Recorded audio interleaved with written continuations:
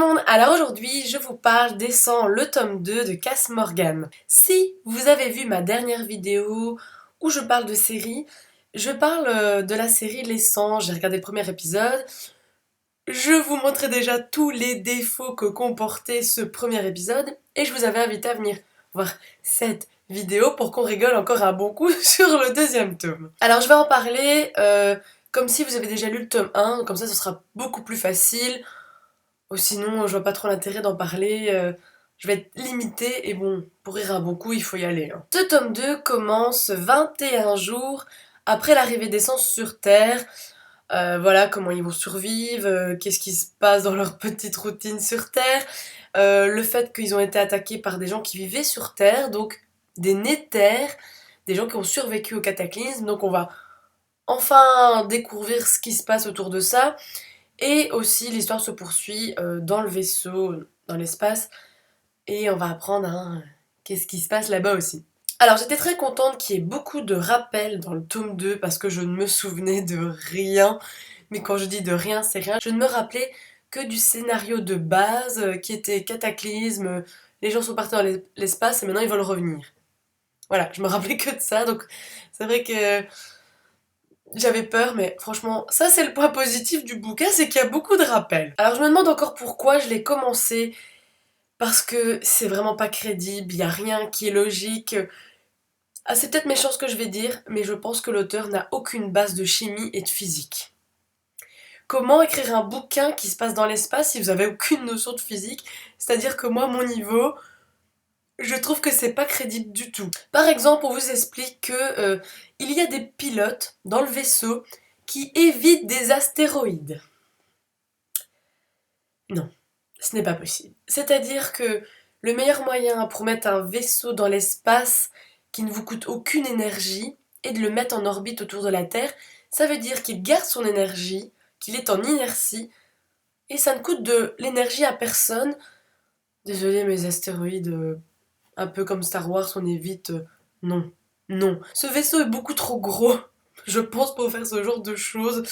Là, c'est pas crédible. Ensuite, pour continuer dans les trucs qui vont pas du tout, c'est-à-dire qu'à un moment sur le vaisseau, ils sont en pénurie d'oxygène. Voilà pourquoi ils veulent absolument revenir sur Terre le plus rapidement possible. Et donc, ils cloisonnent certaines parties du vaisseau. Donc, c'est un peu genre Titanic, vous voyez. Euh, la troisième classe, la deuxième classe, la première classe. Donc, c'est d'abord les troisième classes qui sont coupées d'oxygène. Et là, dans cette partie-là, on retrouve le couple qui est dans l'histoire. Et à un moment, ils décident d'allumer une bougie. Alors, je suis désolée, mais il manque de l'oxygène et t'allumes une bougie. Ça m'a fait vraiment super rigoler. J'étais là, mais non, mais c'est pas possible, quoi, c'est pas crédible. Enfin, t'as plus d'oxygène et tu mets une bougie, mais non, non. Tant que t'y es, commence à faire de l'exercice, un peu de sport, enfin, essaye d'éliminer tout l'oxygène qui est encore disponible. Non, c'est pas crédible. Puis, nos jeunes gens décident de passer dans des conduits d'aération pour passer de l'autre côté du vaisseau où il y a encore de l'oxygène. Alors là, à ce moment-là, j'étais là, bah, à quoi ça sert de cloisonner les différentes parties du vaisseau si tu as des conduits qui passent? Donc ça veut dire que l'oxygène passe. Un gaz, sa propriété, c'est l'expansion. Il va prendre le plus de place possible. Donc si tu mets des tuyaux entre les deux, il va passer.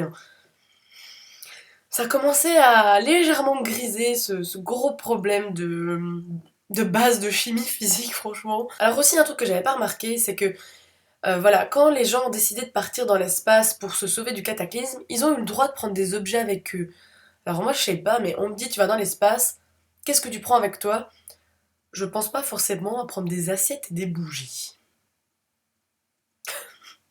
Euh, je sais pas, vous devez partir vite fait de chez vous, vous prenez quoi? Je sais pas, un truc que vous aimez, vous avez pas quand même pensé à prendre des casseroles et la vaisselle et des bougies. Vous en aurez pas besoin là-haut, enfin.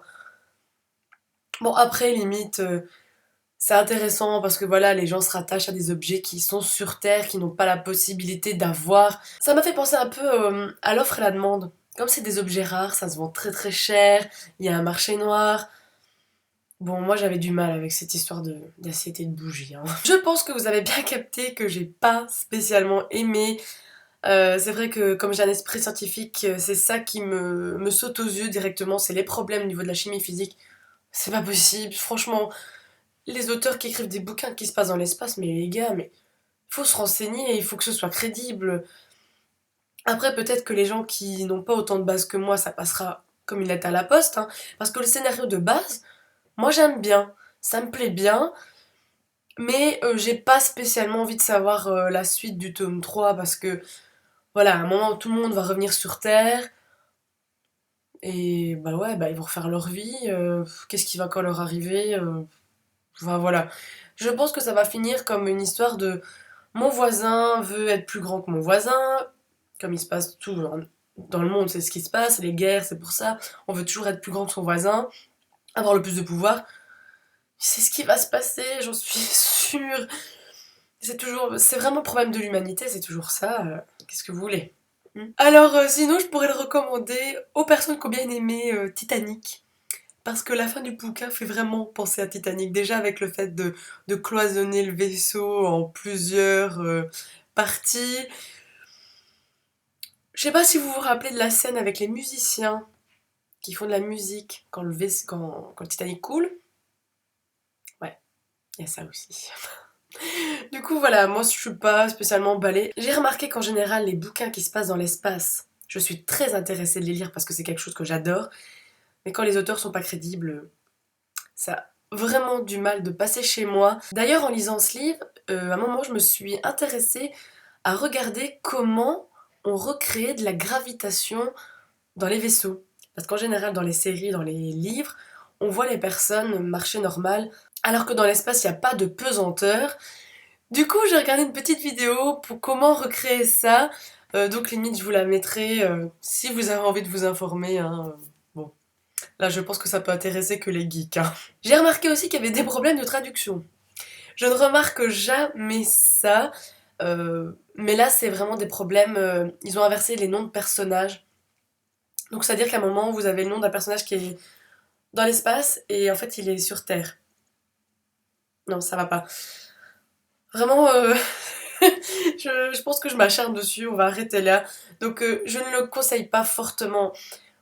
Je n'ai pas encore trouvé de saga ou de livre qui parle de l'espace de manière crédible. Donc vraiment, si vous connaissez des livres qui parlent de l'espace et que c'est au top, je suis très intéressée parce que vraiment je vous la recommande pas cette saga, même la série. Non mais laissez tomber la série, je pense que c'est encore pire. Donc voilà, c'est tout pour la vidéo et on se dit à très bientôt. Salut! Non, non. Ah, j'arrive pas à continuer. Un. Ouh. Mmh.